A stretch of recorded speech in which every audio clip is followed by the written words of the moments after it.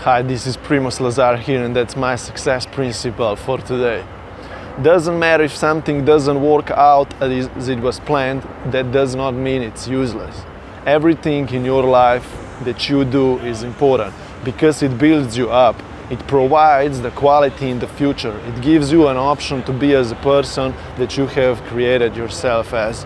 And I want to urge you that you never forget that you have never wasted time in your life. When you tried your best, when you have researched the things that you were doing, when you have put your best intuition into the thing, that's when you have built yourself up and prepared yourself for success. I believe that no second was wasted if I tried my best.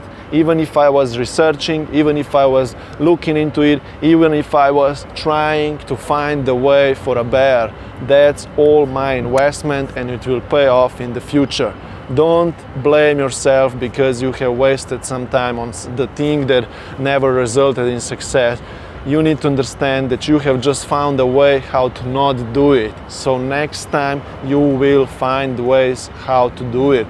You are the master of your life. Believe in yourself, keep going, and don't blame and don't judge yourself on the things that you were not able to finish, that didn't give you results, because you now know what's not working, so you can focus on what will give you the success in the future.